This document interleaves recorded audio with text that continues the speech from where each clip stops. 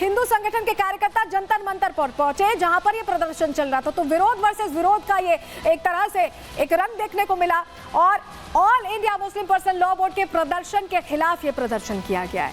वक्फ board कानून को रद्द करने की मांग की गई है और वक्फ बोर्ड पर जमीन हड़पने का आरोप हिंदू संगठनों ने लगाया है। पूरे देश को शाहीन बाग बनाने का आरोप लगाया हिंदू संगठनों ने। वक्फ संशोधन बिल के समर्थन में नारेबाजी भी की गई है। हिंदू संगठनों का ये कहना है कि ये बिल जो आ रहा है ये बदलाव के लिए बहुत जरूरी है और इसे लागू किया जाना चाहिए। हिंदू संगठनों ने क्या कहा है सुनवा रहे हैं।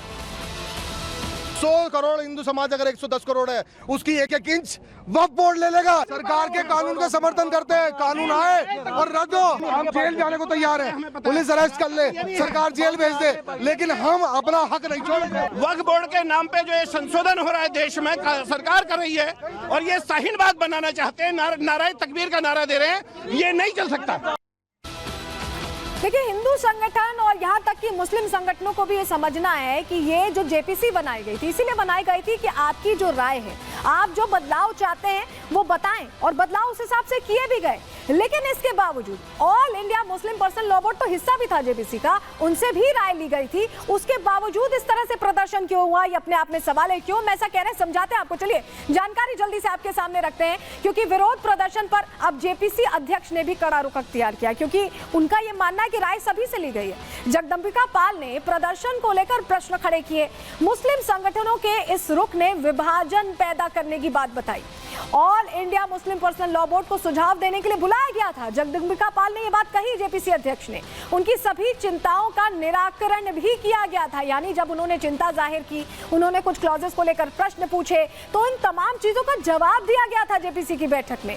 मुस्लिम संगठनों की बातों को रिपोर्ट में भी शामिल किया था। जगदंबिका पाल ये कह रहे हैं कि यह भी रिपोर्ट में शामिल किया गया था। उसके बावजूद इन्हें दिक्कत क्या है? दिक्कत दरअसल ये है कि ये राजनीति का एक मसला बन गया है क्या, ये प्रश्न है। जगदंबिका पाल ने क्या कहा, सुनिए। ये बिल्कुल मुसलमानों के, गरीब मुसलमान, पसमानदा, अल्पसंख्यक या विधवाओं, बच्चों के, उनके हित में है। वाकिफ की जो इंटेंशन होता है वक्फ का, उस वक्फ के फायदे के लिए है, इसीलिए ट्रांसपेरेंट ढंग से किया जा रहा है। लेकिन ये उन मुतवल्ली या उन केयर टेकर्स जो अभी तक वक्फ की प्रॉपर्टी को बेच रहे थे, खुर्द-बुर्द कर रहे थे, उनके हितों पे कुठाराघात है। वो लोग इकट्ठा होकर के प्रदर्शन कर रहे हैं। अन्यथा मुझे लगता है कि अभी तक जो वक्फ की प्रॉपर्टी को कौन बेच रहा है, कहीं सरकार बेच रही, कहीं कोई हिंदू बेच रहा है, उनके मुतवल्ली या केयरटेकर, तो उनको जो प्रोटेक्टर की तरह से, कस्टोडियन की तरह से उसका फ़ायदा गरीब मुसलमान को देना चाहिए था, उसके बजाय खुद अपने इंटरेस्ट में काम कर रहे थे। तो अगर सरकार एक बेहतरी के लिए कानून ला रही तो ये बेहतर होगा। और मुझे लगता है ये जो जंतर मंतर पे आज है, ये बिना हमारी रिपोर्ट पढ़े हुए लोगों को गुमराह किया जा रहा है कि मस्जिद चली जाएगी, खानकाह चली जाएगी, ये केवल सियासी तकरार। समझाने में आप विफल रहे कि ये बिल जो है उनके पक्ष में है। ये कानून आएगा, देश की जनता इसका स्वागत करेगी। निश्चित तौर से विपक्ष ये कोशिश कर रहा है जैसे और पे उस तरीके से, लेकिन कामयाब नहीं होंगे। सुना आपने, जगदंबिका पाल ये कह रहे हैं कि ये जो मौलाना है, ये जो all India Muslim Personal Law board के लोग हैं, ये दरअसल सच्चाई बता ही नहीं रहे कि कैसे रिपोर्ट में जो तमाम बातें थी जिसको लेकर एतराज था, जिसको लेकर ये कहीं ना कहीं विरोध पहले बैठकों में कर चुके थे, उनका निराकरण कर दिया गया, उनके लिए सुझाव डाल दिए गए, रिपोर्ट में मेंशन किया गया है। लेकिन ये बात ये आम मुस्लिमों तक नहीं पहुंचने दे रहे हैं। ये चाह रहे हैं कि ये भ्रमजाल फैलाएं, ये चाह रहे हैं कि अफवाह फैलाएं और ऐसे ही विरोध प्रदर्शनों की आग से देश भड़कता रहे। जगदंबिका पाल यही कह रहे हैं। इसी पर वार पलटवार कैसे हो रहा है, सुनिए जरा। जेपीसी में सारे विरोधी दलों को कभी निलंबित किया गया, एक सदस्य को, कभी हमारे सुझाव को नकारा गया।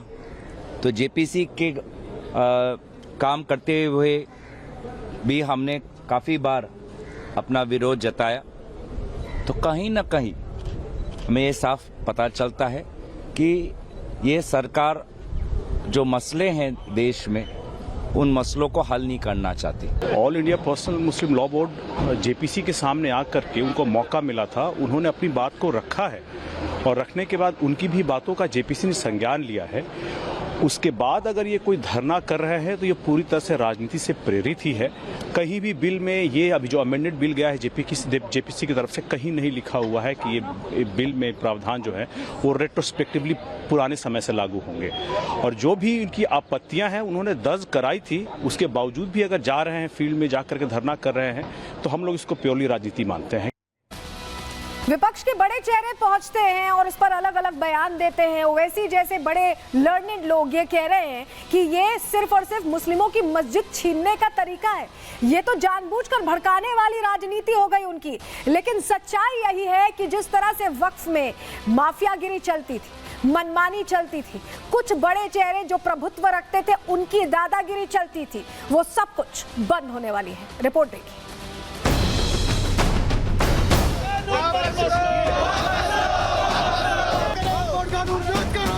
भूमाफिया प्रेम दिखाने की बजाय गरीब मुस्लिम्स के हित में सोचने की कोशिश करें।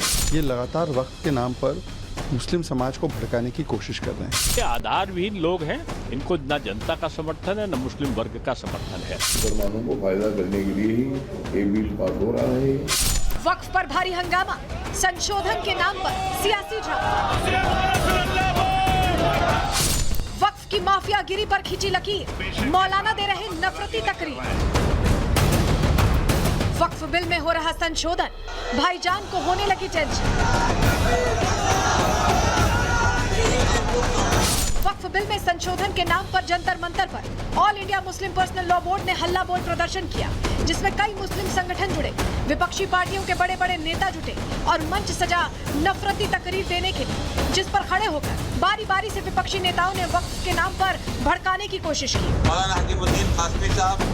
किसी ने संशोधन को मुसलमानों का हक छीनने की तैयारी बताया, तो किसी ने दावा किया कि संशोधन करके मुसलमानों को कमजोर किया जा रहा है।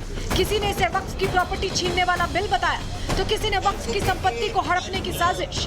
और विपक्षी नेताओं में इन्हीं बातों पर जमकर नारेबाजी हुई, पोस्टरबाजी हुई। लेकिन इन नेताओं के आरोपों पर बीजेपी नेताओं ने भी जमकर प्रहार किया।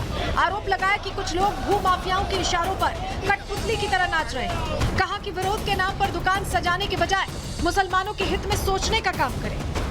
भूमाफिया के हाथों से निकलकर गरीबों के हाथ में देना ही देश के हर मुसलमान और देश के हर नागरिक की मांग है। पर कुछ लोग भूमाफिया के इशारे पर कठपुतली की तरह डांस कर रहे हैं।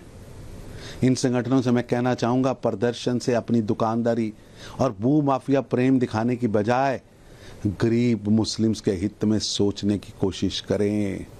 ये भूमाफिया का चश्मा उतारें। इतना ही नहीं, बीजेपी नेताओं ने all India Muslim Personal Law board के प्रदर्शन को वोट बैंक साधने की साजिश बताया। आरोप लगाया कि देश में दंगा भड़काना, वोट बैंक की दुकान चलाना ही All India Muslim Personal Law Board की कहानी है। इन्हें समर्थन करने वाली विपक्षी पार्टियां ही मुस्लिम समाज को भड़काने का काम करती हैं।